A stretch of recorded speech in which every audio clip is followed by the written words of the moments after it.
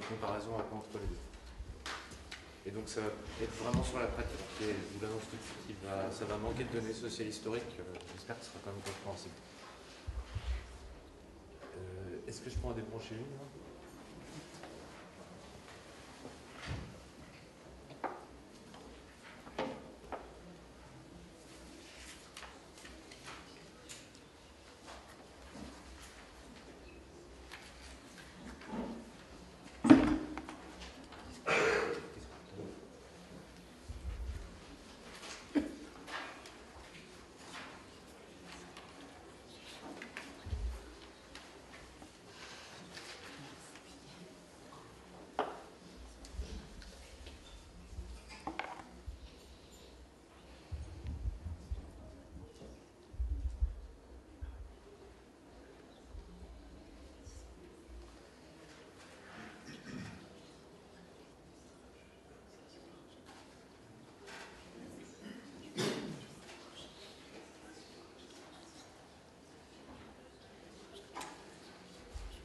Donc la communication, je l'avais intitulée Quel outil pour l'émancipation de l'opprimé? Réflexion à partir des pratiques du théâtre de l'opprimé. Donc cette pratique est née comme une pratique révolutionnaire en Amérique latine qui est à l'époque en proie aux dictatures. Et donc c'est Augusto Boal qui l'a créé, le théâtre de l'opprimé.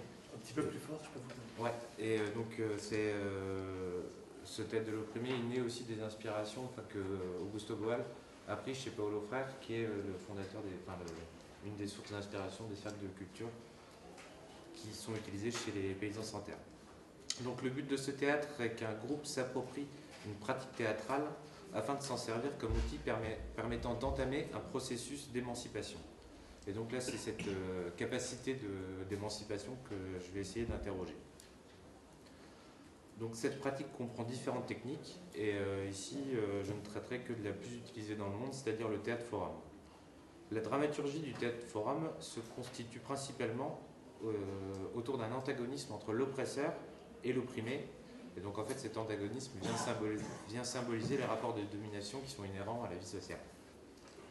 Alors concrètement, une pièce est jouée une première fois. On appelle cette pièce l'antimodèle.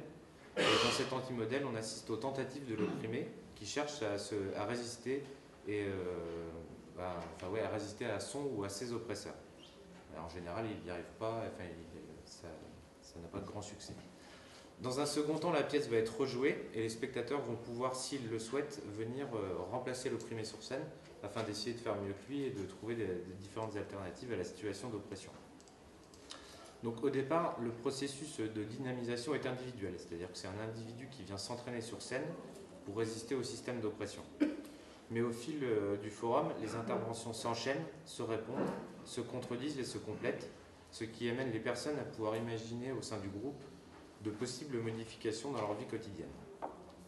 Alors dans l'idéal, pour que les visées émancipatrices puissent devenir collectives, il faut que les représentations théâtrales soient suivies d'actes concrets dans la vie réelle. Et en France, pour une partie importante des groupes que j'ai pu observer, c'est un peu ce passage aux actes concrets qui pêche un peu et qui n'est pas toujours au rendez-vous. Alors, parce que par exemple il y a une partie il y a pas mal de compagnies, donc notamment en France, et ça pourrait être étendu un peu au monde occidental, qui se revendiquent de la méthode de Boal, mais qui, par exemple, n'emploient plus les termes opprimé ou oppresseur, qu'ils ont remplacés par protagoniste et antagoniste. Alors là, on voit que la pratique qui se voulait révolutionnaire devient ici un outil de gestion des conflits qui permet de mieux communiquer. Alors ce virage communicationnel entraîne un changement dans l'idée d'émancipation, évidemment. Et ce changement va de pair avec un changement de grille d'analyse qui avant était celui des classes sociales, alors que maintenant il est vu en termes de communication. Parce qu'évidemment, traiter un conflit comme un problème de communication entre, par exemple, un patron et ses employés n'a évidemment pas le même sens que le traiter en termes de classe sociale. Mais ce virage communicationnel n'arrive pas par hasard, il s'accompagne d'une volonté de plusieurs groupes de se professionnaliser pour pouvoir vivre de cette pratique et de cette activité militante. Alors là, je ne critique pas la professionnalisation, mais c'est juste que ça a aussi des conséquences, le fait de se professionnaliser. Cependant, donc du coup, le fait de se professionnaliser, ça commence à porter une sorte d'atteinte à l'autonomie de la pratique qui finit par en être affectée. Parce que le fait de commencer à travailler sur commande, donc, ça nécessite le fait de s'adapter aux prestataires qui vous emploient. On peut ajouter à ça qu'il est plus simple de demander des subventions au pouvoir public ou à des prestataires privés quand on affiche faire un théâtre interactif ou participatif, alors que si vous affichez faire un théâtre pour les opprimés et par les opprimés, vous avez évidemment moins de chances d'avoir des subventions. Donc, de plus, quand cette pratique, donc ça c'est un peu les points sur les gens qui le pratiquent, mais il y a un autre point qui est plus complexe du coup, c'est que quand cette pratique s'attaque au travail ou au fonctionnement d'une institution, elle se confronte à ce que Frédéric Lordon appelle la diffraction des rapports de domination. C'est-à-dire que là, les antagonismes bipolaires qui pouvaient exister entre l'opprimé et l'oppresseur ne suffisent plus à expliquer les changements dans les structures hiérarchiques de domination qu'on trouve aujourd'hui dans plusieurs institutions. C'est-à-dire que d'un côté, il n'y a plus le patron et les prolétaires, mais c'est qu'il y a toute une chaîne hiérarchique et que, en fait, que ça pose des problèmes pour la dramaturgie du théâtre de l'opprimé qui justement fonctionnait sur cet antagonisme bipolaire. Et donc il y a une plus grosse difficulté à retranscrire une réalité sociale. Et donc soit ça va être un travail qui va tomber dans la caricature totale et qui va plus correspondre au réel, soit on va tomber dans une sorte de conflit où ça va s'enliser et où on va plus vraiment voir d'issue possible aux pièces qui vont être représentées. Donc si je viens de dresser un bilan assez critique de cet outil en France, il faut aussi noter qu'un certain nombre de groupes arrivent encore à avoir une pratique digne d'intérêt. C'est notamment le cas des groupes qui travaillent sur des oppressions plutôt racistes ou sexistes, et donc qui visent une émancipation que je qualifierais d'identitaire avec des guillemets sur identitaire. Il y a aussi des groupes qui arrivent quand même à conserver, enfin qui se sont professionnalisés mais qui arrivent à conserver une autonomie de leur pratique. Mais c'est des cas plus rares et en général c'est des groupes qui sont constitués depuis longtemps justement. Parce que ce sont souvent des groupes qui avaient une activité militante et politique déjà importante avant et qui arrivent à utiliser cet outil pour encore dynamiser l'action de groupes opprimés. Alors j'emploie le terme dynamisation car le théâtre de l'opprimé n'est pas directement un outil de politisation et c'est d'ailleurs la raison pour laquelle cet outil est facilement récupérable pour être utilisé dans les ressources humaines par exemple en s'affichant comme outil d'empowerment. Alors maintenant si on en vient au cas de l'Inde pour essayer de faire une sorte de comparaison. Donc en Inde, le théâtre de l'opprimé est arrivé en 91, mais dans un mouvement qui existe depuis 25 ans, qui s'appelle le Jana Sanskriti, et où eux, il y a une réelle volonté claire affichée de résister au capitalisme. Donc le Jana Sanskriti, ça signifie culture du peuple, et c'est un mouvement donc, qui organise son action autour du théâtre de l'opprimé, en cherchant à combiner une pratique artistique, de lutte et d'éducation. Donc les termes abordés dans les représentations sont assez variés. Je ne peux pas tous vous les citer, mais je vais juste vous en montrer deux petits exemples en images. Ça, c'est la première pièce qu'ils ont créée qui s'appelle Shunarme, ça signifie la jeune fille en or. C'est une pièce qui traite de la vie d'une jeune fille avant le mariage, pendant le mariage et après le mariage. Et où, donc en gros, ce qui va être abordé ici, c'est le système de dot, les mariages forcés et l'éducation des femmes en Inde. Donc trois sujets problématiques, notamment dans les campagnes du Bengale. Parce qu'ils sont basés au Bengale. La deuxième que je vous présente, pas mais juste une image pour vous donner un peu une idée de comment ils organisent un peu leur esthétique, s'appelle Western. Elle traite de la corruption politique et syndicale qui est assez forte au Bengale. Enfin, c'est là-bas pendant longtemps le Parti communiste a été installé et donc qui aborde le problème de la représentation du peuple avec une critique justement de ces organisations.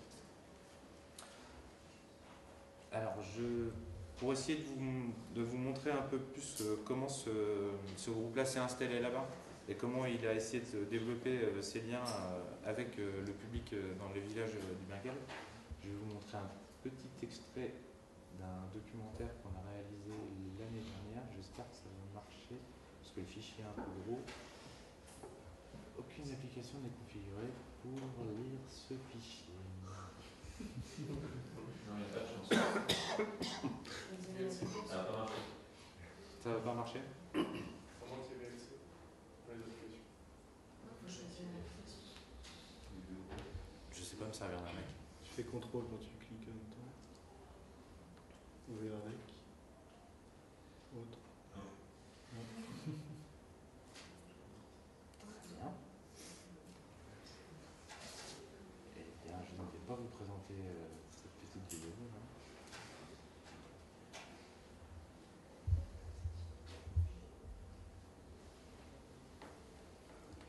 je tente une deuxième option.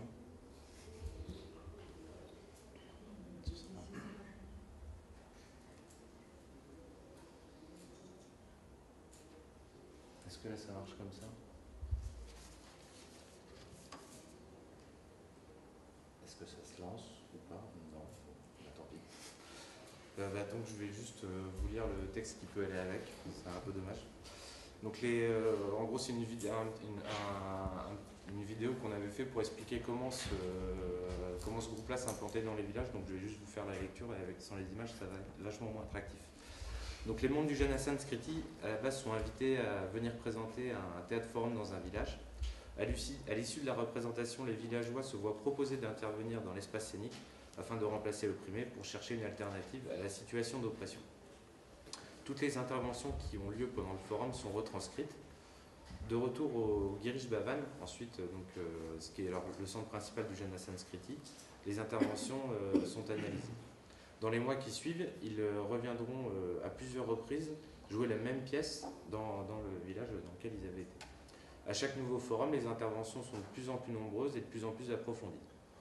Après les diverses représentations et les débats qui se suivent, le Janasan Skriti propose aux personnes prêtes à se joindre au mouvement de créer une nouvelle équipe théâtrale au sein de leur village.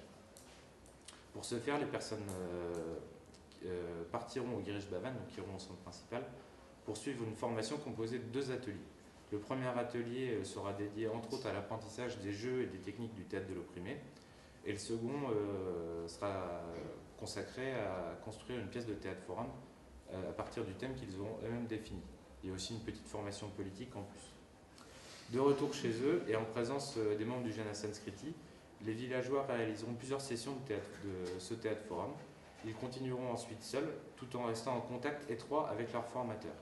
Ce n'est qu'après 1 an ou 2 que cette nouvelle équipe théâtrale deviendra membre à part entière du Janasan Skriti. Donc, par la suite, ils interviendront dans les villages environnants, animeront eux-mêmes des ateliers et poursuivront la mobilisation au sein du mouvement. Parallèlement, vont se créer des comités de spectateurs qui sont le prolongement des activités artistiques. En fait, dans ces comités sont décidées des actions concrètes amenées en fonction des alternatives proposées dans les théâtres forums. Et de plus, chaque année, 2 représentants, un homme et une femme, sont élus pour participer aux réunions qui décident de l'orientation générale du Janasan Skriti. Donc, dans l'Ouest Bengale, le Janasan Skriti est composé d'une 30aine d'équipes théâtrales, donc ce qui comprend à peu près 600 membres, et qui ont un impact sur une vingtaine de milliers de spectateurs et de spectatrices. Donc les comités de spectateurs et de spectatrices, en fait, c'est le fait que tout le monde ne peut pas faire partie d'équipes théâtrales dans les villages, et qu'en plus tout le monde ne le veut pas automatiquement, mais c'est pour assurer que les gens qui assistent aux pièces et qui participent puissent aussi participer à l'orientation du mouvement. Alors un peu plus concrètement, les actions menées par ce mouvement sont aussi diversifiées que les pièces. Cela va de la construction d'écoles à des manifestations lors d'élections, à des actions contre un groupe ou une entreprise, en passant par l'aide aux paysans lors d'inondations ou d'expropriations. Ils y interviennent aussi dans les enjeux locaux tels que l'éducation, la santé, le système de distribution, que ce soit l'eau ou l'électricité. Et donc à chaque fois, ces thèmes sont d'abord débattus en théâtre forum, pour ensuite être amenés comme revendication dans l'espace public. Donc là comme ça paraît assez idyllique, mais il faut bien noter que c'est un mouvement qui a énormément grossi et que du coup, du fait de son ampleur, ça commence à poser des problèmes. Donc cette extension du nombre de membres et cette diversification aussi des problématiques traitées amène inévitablement de nouveaux problèmes. À la base, le mouvement Janasan Skriti est parti des villages, donc la dynamique qui est venue des gens qui y vivaient, et la majorité d'entre eux n'avaient guère d'éducation, et la plupart étaient pauvres et venaient des castes les plus basses. C'est sur le long terme que ces personnes ont pu se former artistiquement et politiquement, et que le mouvement a su garder une cohérence forte en prenant le temps de bien faire les choses. Mais maintenant que le groupe s'est énormément étendu, plusieurs autres problèmes se posent. En s'agrandissant, les défis deviennent de plus en plus importants et les interactions entre les membres sont de moins en moins nombreuses, alors qu'à la base de l'institution, quand ce groupe s'est institué, c'était une des principales choses importantes pour eux, c'était de conserver une culture du dialogue et de l'échange, de passer énormément de temps à parler pour bien poser les choses et tout ça, quoi. Donc si l'extension du groupe a des effets positifs, notamment en termes de revendication, elle présente aussi des effets délétères, dans le sens où ça ne préserve plus l'essence fraternelle qu'il y avait au sein de la communauté. La taille importante du mouvement nécessite évidemment maintenant de s'adosser d'adosser l'organisation démocratique à une hiérarchie de plus en plus forte. Ainsi, le groupe central, qui est composé d'une quinzaine de personnes, doit endosser de plus en plus de responsabilités qui sont aussi de plus en plus importantes. Donc, afin d'essayer de remédier à ce problème, le Jana Sanskriti cherche à décentraliser ses comités et ses structures de formation, notamment en Inde du Nord et de l'Ouest, parce que maintenant ils commencent à sortir du Bengale et dans d'autres régions de l'Inde. Mais ça pose d'autres problèmes qui sont au niveau humain et au niveau financier. Au niveau humain, le mouvement manque de formateurs et de metteurs en scène et de comédiens qui pourraient avoir le temps de prendre en charge ces comités décentralisés et le fait de pouvoir prendre en charge des formations de nouvelles personnes. Ce qui nous amène aussi directement aux limites financières, parce que le Jana Sanskriti refuse toute forme de subvention publique ou privée, d'entreprise ou d'ONG, afin de rester indépendante et autonome. Les sources de financement sont principalement des dons, la mutualisation au sein du mouvement et des formations données à l'extérieur. Donc seules quelques personnes du groupe central sont salariées, quand les finances le permettent. Et donc la décentralisation de comités et donc des formateurs et tout ça nécessiterait d'avoir un autre groupe permanent capable de s'assumer financièrement. Or, ce qui n'est pas le cas actuellement. Il vous reste juste 2 minutes. Il me reste 2 minutes. Eh ben, je vais conclure alors. Donc si le Jana Sanskriti a entamé un processus d'émancipation dans les campagnes indiennes, ce groupe est aussi conscient que ce processus doit rester dynamique et donc être aussi constamment réinterrogé et remis en cause. Alors si je reprends ma question initiale qui était le théâtre de l'opprimé peut-il être un outil d'émancipation, vu qu'il me reste 1 minute, je vais dire un oui, mais si l'utilisation de cet outil se fait dans le temps, avec un rythme particulier, donc vraiment dans la durée, donc c'est un travail qui doit s'étaler dans la durée. Et un autre point important qui me semble important à soulever, c'est que pour qu'il y ait une possible émancipation, cette pratique semble devoir intégrer une triple dimension artistique, de lutte et d'éducation. C'est ce que j'ai pu constater, que ce soit en Inde, en France ou au Brésil. Les groupes qui ont une efficience dans leur travail possèdent ces 3 dimensions et se rattachent toujours à un courant éducatif ayant un projet d'émancipation. Donc, par exemple, en Inde, c'est autour de Paulo Freire. En France, ça a été plutôt autour des mouvements d'éducation populaire. Et en Inde, c'est plutôt autour de la philosophie ou de la spiritualité de Vivekananda. Voilà, je vous remercie. Merci beaucoup.